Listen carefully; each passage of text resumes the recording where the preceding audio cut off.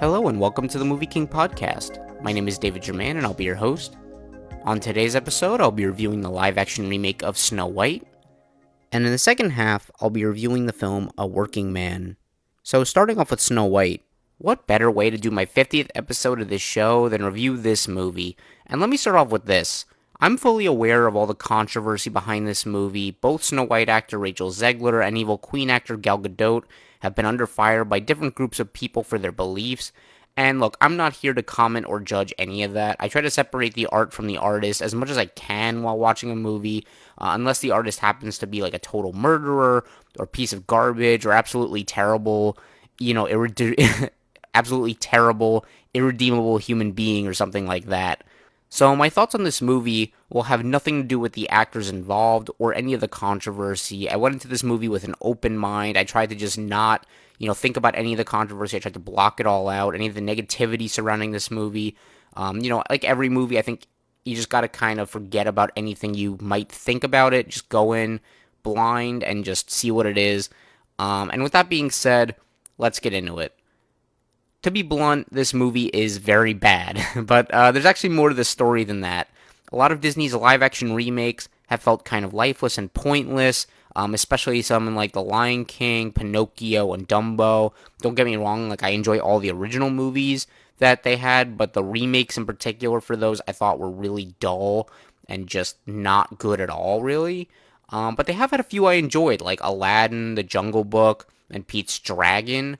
I also thought The Little Mermaid was pretty decent.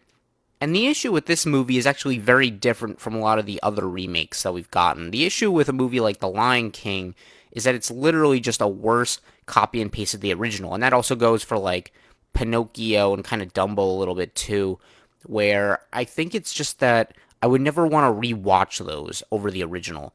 I did it for Lion King when Mufasa came out because I just felt like I wanted to just kind of see how that aged and maybe if I was a little too harsh on it. But the thing is, they're very similar to the original and, but they just do things a little bit worse.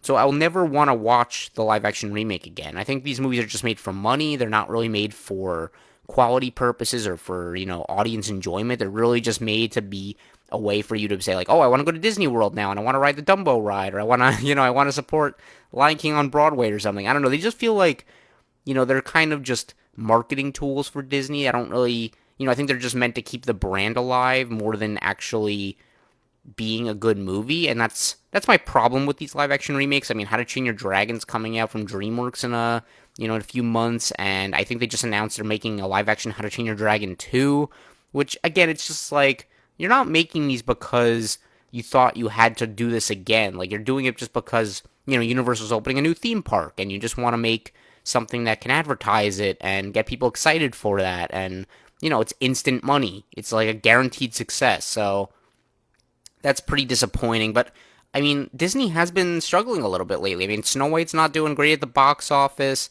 I don't think Dumbo did great either. Little Mermaid was a little disappointing financially. So I think people are starting to see through the lens of this. I mean, Mufasa did pretty well. I'll give that a bit of an exception because it's Lion King and also it was a prequel, so it was doing something a little different. But we'll see. I mean, I think Disney's going to have to be pretty careful. I mean, I'm sure the live action Moana will do well, but unless you're guaranteed, like, your movie's very popular now, I don't think you have to be kind of careful with what you greenlight. But going back to Snow White is interesting because it actually makes such drastic changes from the original.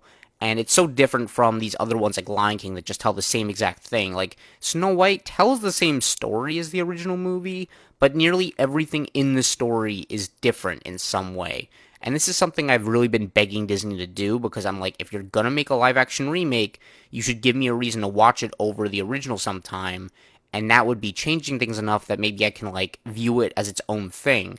I think one big problem a lot of these live-action remakes have is that I think the studio just assumes it's a safe bet to do a copy and paste of the original instead of trying something different. But I actually think that's more risky, if anything else, because if you do something worse than the original, everyone's going to notice, everyone's going to point it out, and it kind of makes it more embarrassing. But I think if you do something different, people can kind of separate the two a little bit and say, like, okay, they at least did something different. And I think that is the case with Snow White. No one's going to be comparing Snow White, this Snow White, to the original that came out so long ago because they're so different as films. Because even the majority of remakes I've enjoyed here, I'd never go out of my way to watch again. Like, even The Little Mermaid, which I would say has its redeeming qualities. I think Halle Bailey did a great job, but I just don't have an urge to watch the movie again because I like the original so much more. And so now you're probably asking, why didn't you like this movie then? It sounds like the movie kind of did what you asked for. And that's true. I can commend the movie for that. And it absolutely was on the right track. But the way I've kind of been putting it to people is, even though the movie was on the right track, the tracks just kind of caught fire and the whole train is burning down now. And what I mean by that is, yes, the movie makes interesting choices. Some I actually think were the right moves and could have made this movie even an improvement over the original. But the execution of those ideas are so bad that it ruins the whole thing. And really, the execution as a whole here is quite bad. Rachel Zegler as Snow White is perhaps the only genuine positive I have with this movie. Like, the only thing I can really look to and say, yes, she was actually very good here. I liked her in the movie.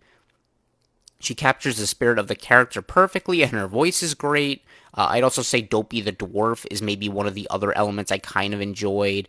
But everything else in this movie, trash. I'm sorry, it's trash. Gal Gadot, I liked her a lot as Wonder Woman. I really will defend her as Wonder Woman. I know a lot of people said, like, she's just not a good actor. I think she really did a good job as Wonder Woman, but she is terrible here. She doesn't act well. She doesn't sing well. It's the kind of performance I actually had secondhand embarrassment watching because I couldn't believe how bad she was. Like, I was just laughing out loud a few times at some of her line delivery. It's really sad. I hope she does something better in the future, but I mean, honestly, outside of Wonder Woman, I just don't think she's a very good actor. I do think that's true. Like, I think the difference with Wonder Woman is I think the people involved kind of worked to her strengths and figured out a way to make her kind of work as the character. I think they just found a way to work to her strengths that succeeded, whereas some other directors, like I think in this case Mark Webb with Snow White, just kind of worked a lot with her weaknesses and just didn't really, it just didn't make a good performance. The dwarves are probably my favorite part of the original movie. Here, they're very uncanny and kind of creepy looking. Dopey is the only one I could sort of get used to. The others don't look good at all. I just kept looking at them being like, this just doesn't look good. I'm just not convinced these are existing, like, real creatures. Like, sometimes, and that's the thing, like, CGI, like, I can sometimes just kind of forget and just kind of accept something for what it is and be like, okay, that's a CGI ape or something. In this case, it's just, I don't know if it's because it's trying to be sort of like human-esque, but I just couldn't ever buy that these dwarves actually existed in this world. I just kept being like, that looks so fake and weird. I don't know what they're doing here. Um, and another thing is the new love interest in this movie is one of the changes I hoped would be good because I think it's one of the weakest parts of the original. I mean, in the original film, this guy just shows up at the beginning of the movie and he just disappears and then he comes back and saves the day at the end. And I'm like, who are you? Like you're this big part of the movie, but you're barely in it. Um, but I think this guy is one of the weakest parts of this movie here, unfortunately. The character is so bland and forgettable. I literally can't remember his name or even what he looked like, but he's in a lot of the movie.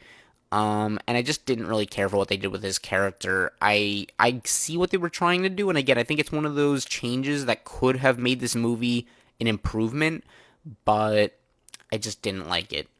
The new songs are also pretty weak here. I love Benj Pezik and Justin Paul. They're some of my favorite songwriters out there and have done some really great stuff. I mean, a lot of movies I don't even love, but their music is great. I mean, Dear Evan Hansen, Greatest Showman, La La Land, Lyle Lyle Crocodile, Spirited. Lots of movies. I'm sure there's a few actually I'm not even naming here. But I feel like they were phoning it in here a lot of the time. And Waiting on a Wish is maybe the only new song I kind of remember. A lot of the other ones, they just kind of went in and out. I don't know. I love their music and a lot of things they've done. Even again, like Dear Evan Hansen, which I didn't like the movie at all, but I think their music is pretty good. The music here was just really forgettable as a whole. Even the songs that they kind of took from the original, They did some like new renditions of them. I mean, some of those were okay, but the new ones especially I just didn't care for. And lastly, I found the movie pretty boring. I was constantly checking my watch, especially in the second half because nothing interesting was happening, and I just wasn't enjoying myself at all during this movie. Snow White is a very weird case of a film that has the right ideas, but is so poorly done that its attempts to do something different lost me completely. Like, this isn't a movie I can recommend at all, even if you are a fan of the original Snow White, because I think it just loses any of the charm and wonder that film had. Like, and the sad case is, I kind of appreciate this movie more than something like The Lion King, which is just a soulless remake. But I think The Lion King would be an easier movie to recommend to people because I'm like, you love the original, you'll probably get a fine time out of this. Snow White, I mean, the risk at changing things so drastically is you're either really going to win people over or lose them. In this case, though, I just think all of it was so poorly executed that I just can't recommend it. Rachel Zegler is literally like the only thing holding this movie together at all for me. I'm gonna have to give this one a D plus. It was just really bad. All right, and next up is A Working Man. I enjoy a good B movie. Jason Statham is always a fun actor when it comes to cheesy, fun action movies, and you just know what you're gonna get with him. Like, he does a lot of fun stuff. You know, Hobbs and Shaw, Beekeeper, The Meg. You just know what you're getting. And after last year's movie, The Beekeeper, which had director David Ayer and actor Jason Statham team up for, again, a total B movie, I was curious to see what they would do this time. And I thought The Beekeeper was fine, but I thought it was a little held back by being so focused on Jason Statham being a badass that there was no sense of stakes because nothing was a threat to him. You know, like no one was able to beat him up. And you could say that like John Wick kind of has a similar thing, but the difference in John Wick, I think, is that Keanu Reeves is always getting beat up in that movie. Like, he's always getting knocked down, even though he does come back and he comes back harder. It's a very big difference of, like, seeing a guy kind of, like, win some, lose some, versus Jason Statham just being, total killer guy for an hour and a half. As for this movie, though, A Working Man, it's co-written by Sylvester Stallone, so if for some reason you've wanted to see a Rambo-style movie with Jason Statham in it, this is perfect for you. I thought this could have been a pretty fun movie, but unfortunately, I was really let down because it just doesn't know what it wants to be, in my opinion. It seems like it wants to be a B movie with the way people are getting killed and how over the top it is with everything. Like, this doesn't really feel like it's taking itself that seriously. But then on the other hand, you have this story about human trafficking, and it does seem to be taking itself seriously at times. Like, there are a lot of moments throughout the film where I'm like, this almost feels more like it's trying to be a drama, but it just doesn't mesh, It doesn't really have that connective tissue that, like, you're like, oh, this just feels like, a B movie that has maybe a little more of, like, a serious story. Like, this just feels like, at times, it really just doesn't know what it wants to be. Does it want to be a more serious movie? Does it want to be silly?